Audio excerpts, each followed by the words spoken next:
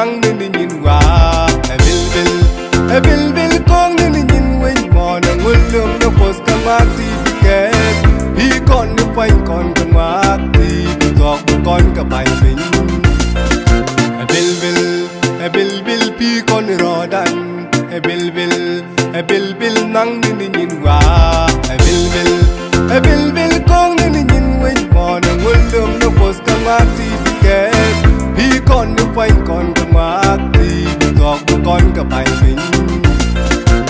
Enin kuche kwa tupen tala kwa melipi jimbi goy tu basba Subi galgi chengwa tuti chengwa biken ni chuj bang tala ka so Enin kuche kwa tupen tala kwa melipi jimbi goy tu basba Subi runga chengwa tuti chengwa biken ni chuj bang Chagwa du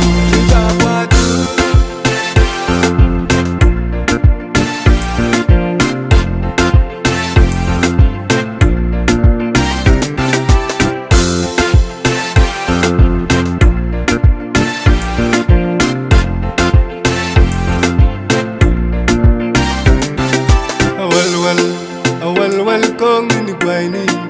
well, bang ni nin teka well, kong ni men wi mon chang cha di kam nu au ni ke lu chi rung di jik de li nge lu ni jok ko di kam te well, kong ni kwai ni well, bang ni nin teka well, kong ni men wi mon chang cha di kam nu au ni ke lu chi rung di jik de li nge lu ni jok ko di kam te Enin kuche kwa tupen tala kwa melipi jimbi goy tu basba Subi galgi chengwa tuti chengwa biken ni chuj bang tala ka so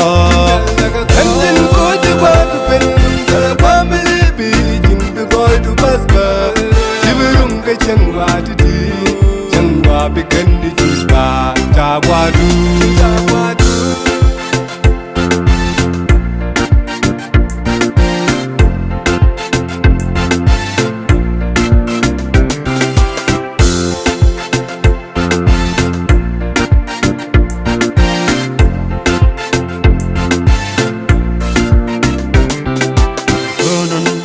Turnon gwenyen wang nak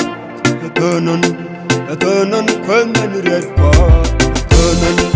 Turnon gwenyen ni right call ni waku roben dijit elanya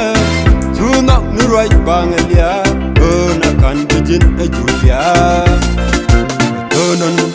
Turnon gwenyen wang nak Turnon kwenyen red pot Turnon gwenyen ni right call ni waku roben dijit elanya Tunak ni right bang elia Ona kan dijit ejulia Enin kuche kwa tupen tala kwa melipi jimbi goy tu basba Subi galgi chengwa tuti chengwa biken ni chuj bang tala ka so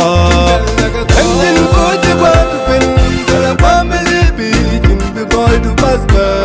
Subi runga chengwa tuti